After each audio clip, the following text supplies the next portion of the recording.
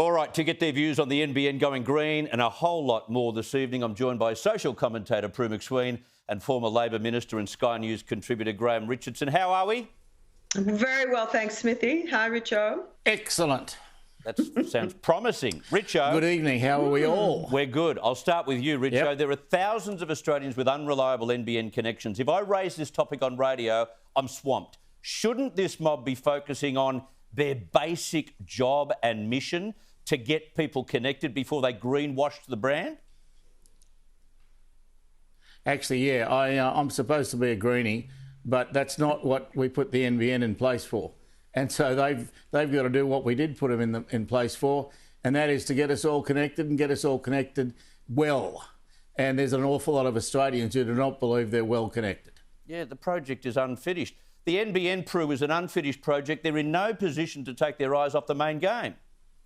Well, it was tagged not bloody necessary, NBN not bloody necessary, and certainly this turn to wokeness is definitely not bloody necessary. I think what's happened is they've sat there and they realised that their brand stinks, that so many people have a really unsatisfactory experience with them, with that brand, and they're thinking, oh, okay, some bright spark said, let's go net zero, let's go green, and we'll win the people over. Yeah. We'll show that we're a good corporate citizen. But what they're really going to find is that we all think that stinks. As you've said, we need a better service. We really, this whole setup, and Richo, this is your mob doing this, creating a monopoly, and then they hike it up so much and make it so expensive for the retailers. The retailers blame the NBN. The whole thing is, to me, a schmozzle. They should have wireless, which is where everybody's going. Yeah. Others want to bring in 4G, 5G, and what's going to happen is we've got this big monopoly that's cost us billions of dollars and will continue to do it. And it's a protected species by the government because all us sucker taxpayers have funded it. We might have put in the monopoly, but your mob have done absolutely nothing to change it. So mate, I don't mind you criticising us for the creating of the monopoly, but what about the fact that your mob are missing in action trying to fix it? Because your mob would turn around and say, what a waste of taxpayer money. I reckon both mobs have failed us. I think both mobs have failed us. And so you're afraid of what our mob would say. So unless Labor agrees, Liberals don't act. Terrific policy making. You lot talk bull, and everybody knows it. I want to get onto your mate, not your mob. Labor leader Anthony Albanese, Richo.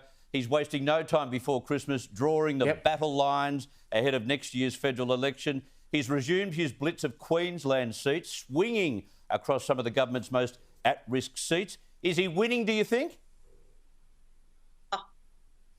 Well, I'm not going to be able to tell you that for a few months, but all I know is he's putting in a hell of an effort. And, I mean, we're always trying in Queensland. Only under Hawke did we win a few. Nobody else has ever been able to crack Queensland, and Albo's really worked hard on it. So I hope he has some success. But if you look at somebody like Peter Dutton, he's managed to survive 5 elections on 2%. A remarkable performer. Dutton, obviously, locally must be brilliant. Yeah. On the ground, he is unbeatable. And so you've got to take your hat off to him. But around him, there are seats that we should have won time and time again. And I just hope this might be the time. You never know your luck in a big city. Prue, to quote Labor's Jim Chalmers, the Shadow Treasurer, there's no way Labor can win the election without doing better in Queensland. Are they wasting their time? Because in 2019, the coalition won 23 of 30 seats. Can they claw some of that back? Well, no doubt each way Albo is, when he's going to all these marginal seats, is telling them what they want to hear. But then, of course, when he goes to the inner city parts, he's telling them something entirely different. And hopefully the Queenslanders, as most Australians, understand that Labor's like that lover who can be anything you want me to be. Frankly, they're all bullshit artists. And we know... Where is she? I'm after her, so... We'll find her for you. And she might be too hot for you to handle, though, Richard. Might give you a heart attack. But the thing is that, Labor needs to convince us that we can trust them with the money.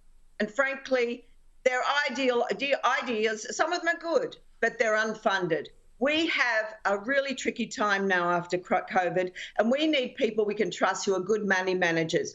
And they may have done something wrong, but you can have a look at Labor and know that all they're going to be doing is spending more and driving us more into debt.